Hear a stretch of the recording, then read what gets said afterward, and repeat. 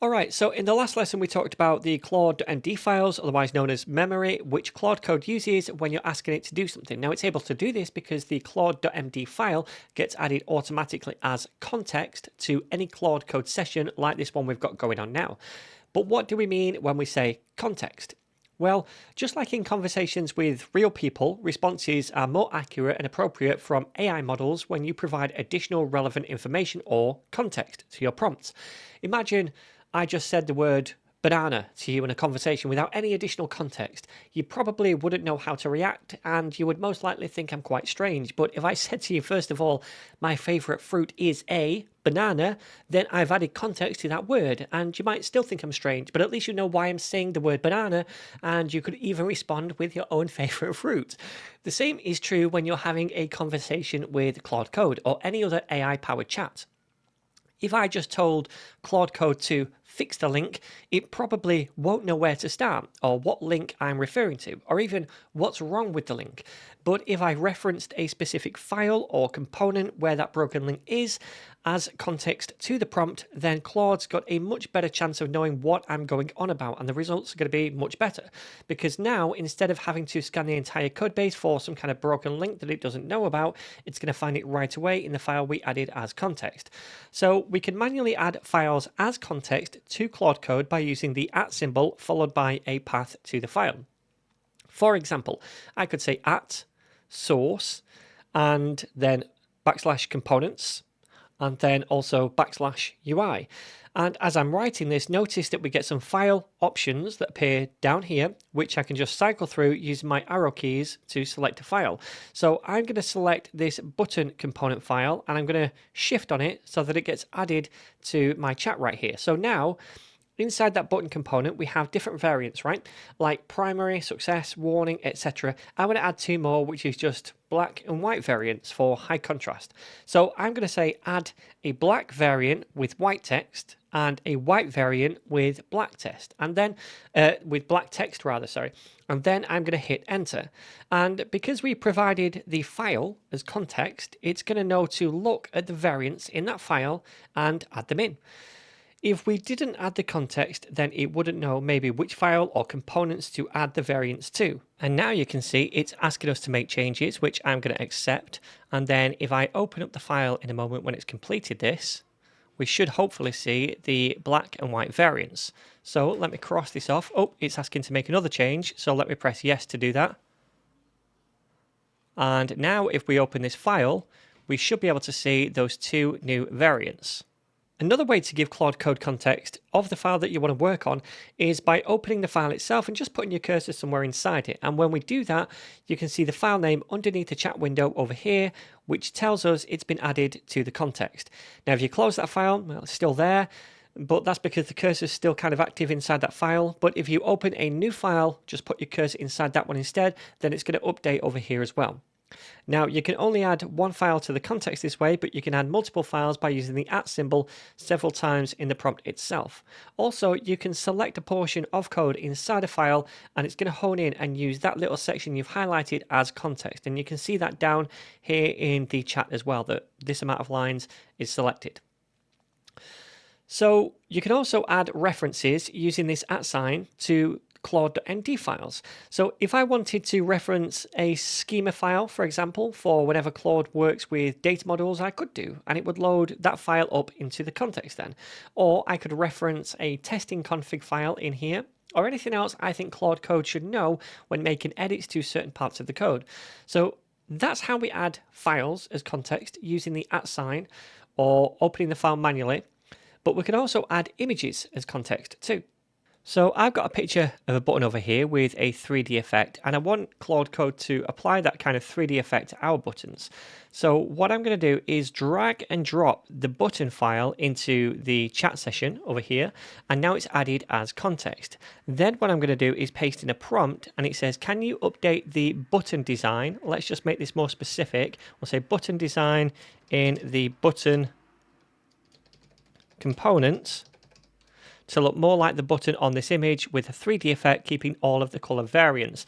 I'm also going to reference the file in context as well by saying @source, and then we want to go into components and let's do \components to do that. And then we want the button file down here. So I'm going to tab on that to add it to the context as well, then press enter. All right, so I'm going to allow it to make these edits. And again, it wants to make some more edits. I'm going to press yes to allow it to do this. All right, and now it's changed it. Okay, and now in a browser, we can see those buttons look a lot more 3D. It's added that 3D effect. It's also added, I think, a subtle gradient going from top to bottom. So yeah, it's done a really good job there. So we've seen now how to add context to prompts, which essentially gives Claude Code more information about any given task. So adding context when it's needed is really important. However, adding too much unnecessary context can lead to less accurate results. Now, on a prompt-by-prompt basis, you're probably not going to intentionally do that. If you're working on the button component, you most likely won't add 50 other unrelated files as context. However, it can happen unintentionally. So let me explain how first of all, and then we'll look at some ways to combat that. So imagine we're working on a feature like a shopping basket, and we provide Claude Code with a bunch of different prompts and files as context over several different messages inside the session. Well, all of those files and messages, including the AI model responses, they're all stored in context in the current chat session. And that means whenever you're sending new prompts, Claude Code's got the entire chat history plus any additional context you manually added like files as context for the session. Now that's okay while we're working on this feature because it is probably useful for Claude to know about that history and the changes that it's been making. But imagine we then get sidetracked because the button doesn't quite look right inside the shopping basket, and we start asking Claude Code to make UI changes to the button component, which is, I suppose, a completely separate thing to the shopping basket. Yes, we might use the button on that section, but largely the basket page is unrelated to the button component. So if we started working on the button component in this chat, Claude Code's going to still have all of that previous chat and file context about the basket page, which in respect to working on the button is pretty useless. And we're essentially giving Claude a bunch of useless context to read while it's working on the button, and that could confuse him. It might even start making inline edits to the button itself on the basket page, which isn't what we wanted. So when we're working on a feature with Claude Code, it's always best to keep the context clean and focused on whatever we're working on and not let it get bloated with information that it doesn't need. So how do we combat this? Well, there's a few ways. First of all, you could just exit the chat using the /exit command and then start a new one in the terminal by typing Claude again and hitting enter. And then from inside any session, you can resume other previous sessions by using the /resume command, which I'm going to show you later. But if you don't want to do that, and you want to stay inside the same session, you've got essentially three options. You can use the clear command, and that's going to clear the entire session history and context back to its original state. It will keep the Claude.md files as context, but anything else that you manually added in the chat and any conversation history, that all gets cleared. So it's like deleting the chat and starting a fresh one, which might be useful if you've fully completed a task and you want to move on to the next one. The other option, or one other option should I say, is to use a command called /compact. And this tells Claude to look through the entire session history and context and compact it into a small summary and then just delete the rest. So that small summary of the session history will remain in the session context, but the rest gets deleted. So it reduces all of the context a lot. It squashes it right down. Now, I find this useful if I'm working on a single feature, but the session starts to get really long and the context bloated. And then I can just carry on with the same feature in the same session using that compact summary, and it's still going to be there as context. The third option is to tap escape twice in the chat window, and this lets you essentially rewind to a previous point in the session and remove all later chats and files from the context. So this could be useful if you were working on a feature. Maybe you got sidetracked by a bug or something else and you wanted to trim all of that last bit from the history in the context. So you could do that. So that's three approaches to keeping the context clean and focused. Now let me show you them in action. All right, so first of all, let's try double escape. So press it twice, like so, and you can see I can go back in the chat. Now I cleared it earlier on, so that's why you see this clear, and that's the beginning. But you could go back to an earlier point in the chat by just pressing enter on any one of these. Now I'm going to escape to get out of this because I don't want to do that just yet. The next one I'm going to try is compact. So I'm going to use that compact command, And you can see also you can give this an additional argument right here, or instructions as to how you would like this compacted. I'm not going to do that. I'm just going to press enter. And then you can see it's created a summary right here. And we can now have that in our context. But if we now press double escape, you can see this is the only thing left. So we have this, which is the original one, and then the compact command. So all the history has actually been cleared, except for this bit of context that remains in the session. All right, so let me escape out of this. And then finally, I'm going to use the clear command like so. And you can see here it says clear conversation history and free up context. I'm going to press enter, and that's going to get rid of everything. So now if I press double escape, you can see there's no history in the chat. Awesome.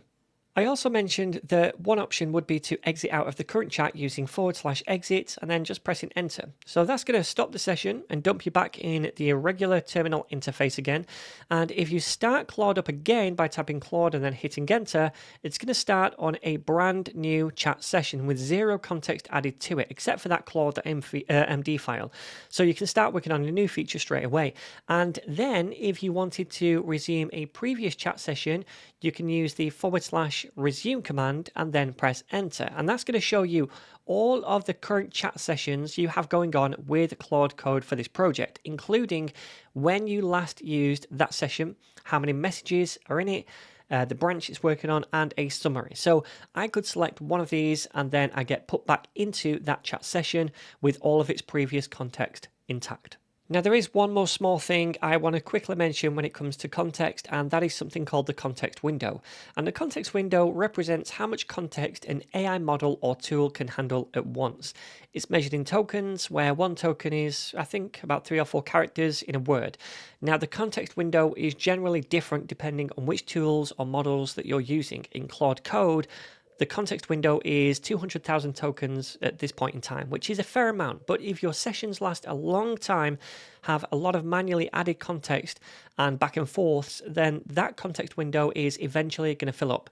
Claude Code actually tells you when you're approaching this limit as well by giving you a little message. And when that happens, I found the results to drop off a little bit. So if your session context is ever getting a bit bloated, remember those 3 things that we can do to reduce it. We can double escape to trim out any recent history and go back to a previous part of the chat session.